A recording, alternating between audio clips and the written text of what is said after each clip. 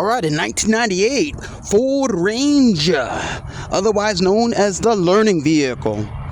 Continuing on here with this front bumper. And as you can see, this is before. And this is after. Yep. So that's after. And that's using this Flood Penetrol oil-based paint additive. So, as we can see, this is what I did about 7 hard, generous coats, okay? 10 minutes of just rubbing it in with this microfiber cloth, and it's still tacky. It says 12 to 14 hours of drying time. Well, I don't know. We'll find out about that in a little bit. Meaning probably 4 days from now, because I'm just going to throw it on there, let it sit, then I'll come back through and buff it up. So with that being said, and then right now, yeah, I'm in no direct sunlight. It's just a very, you probably may not necessarily see the difference, but right here is the separation. Matter of fact, I can do you one better. So you can see where it stops and ends. So this side is after and this is before. Generally what I've done with these black plastic trim pieces is I will just take out the old heat gun and heat it all up, and it'll last, 3 months, 6 months, maybe longer. But I decided to do something different. A friend suggested a product something like this, and I took them up on it. I said, you know what, let's try something new. It's a 25-year-old bumper, and I would like to think I can make it look a little better. And as you saw in the first video, when it had all that black plastic dip on there, it was something else. So I stripped that off with no drama, using that PB Blaster, and a little bit of a metal scraper and a plastic scraper, and that's what this all looks like. No marks, no scrapes. So that's just one coat right there. Prior to applying this product, however, I did use bug and tar grease remover. I did use Dawn dish soap, which is another great degreasing solvent, and I used spray away glass cleaner as well. Glass cleaner to try to remove anything on here that might be foreign or interact with this oil-based product. So far I'm liking it. I like how it's going on. It's even removing some of these marks that I missed that were seemingly really embedded in the plastic, these little black marks. So it's lifting that up as well. So the game plan is I'm just going to throw this on here, let it sit overnight, or probably several nights. Probably I'll get back to it and buff it out, and we'll go from there.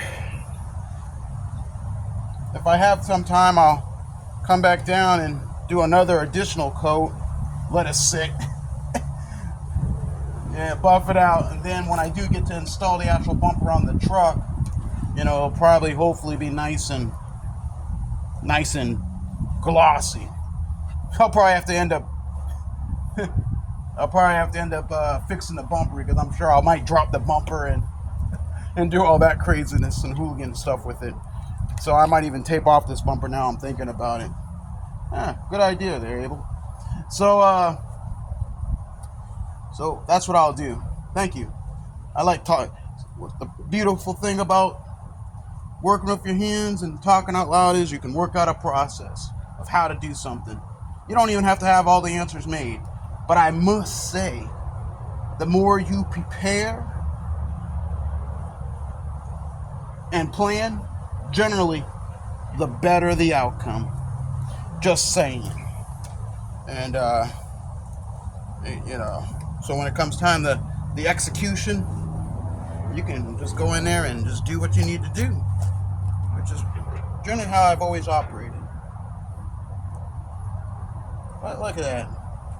So we're talking 5 minutes. I'm just going to make sure I did get everything.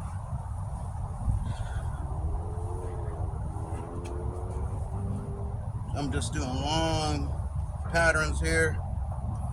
And like I said, I will be putting on another coat here. So it's not like I'm concerned about missing anything.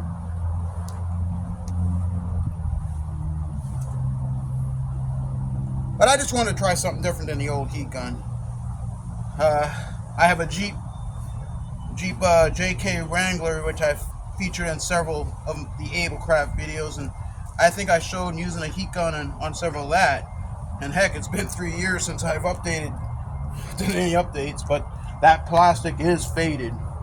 And I would imagine that if you're using a heat gun over time, it will probably just maybe make the plastic more brittle, perhaps, due to the heat being induced into the plastic, and if there's any oil or UV protection that's in there, you might be zapping it out. But I'm sure I could get a UV inhibitor to put on this as well, and I will think of such a thing sooner than later. But again, this is a 25-year-old bumper, and going on a 25-year-old truck. So I think I'm doing all right. So I'm just, like I said, I think I'm at 4 coats now, possibly. And if you're still with me, this is like watching paint dry. Nothing too mysterious. I'm just trying to apply an even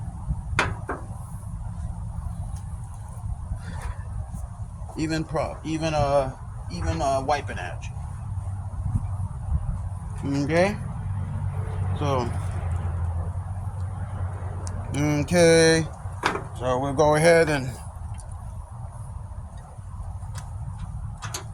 get that.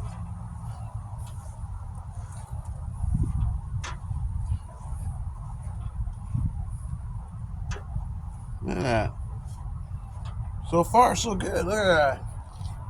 Whew. Like new to me. Like new to me. Oh, I tell you, it's fun working with your hands and having the ability to just do it yourself and fix up on things. Like I said, the truck may not necessarily win a car show, but you know what? Always a champion in my mind, and we'll always get a trophy. Yes, you will. Yes, you will.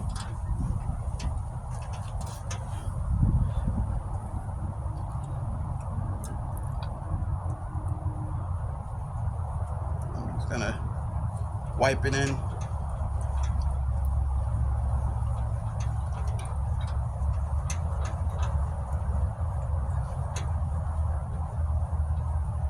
I like it the way it looks. Right now it's even. Right now you don't see it. I am behind the light. I'm not doing this in direct sunlight. But I tell you, this is already looking with a nice, very good shine.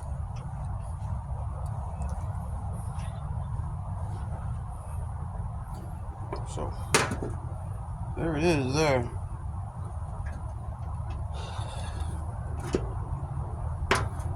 camera shot for my upload.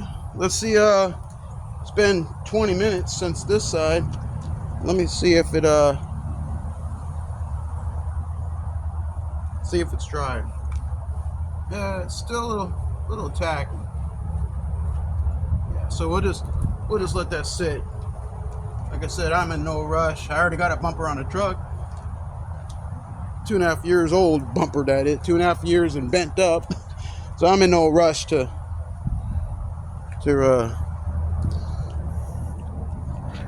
perfection here. I'm just want to make this look right. All right, so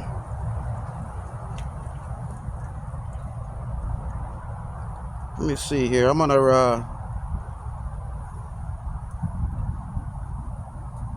try something here.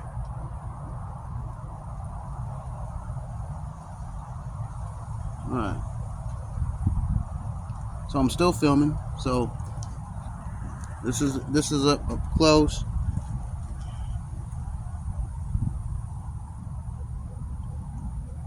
Okay.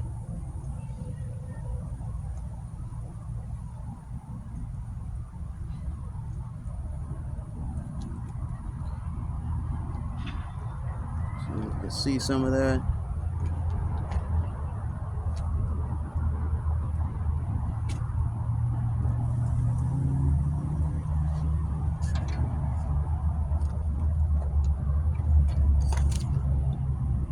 There you go.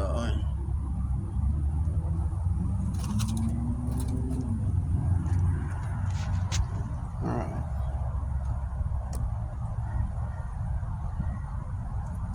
I want to attempt to spin it.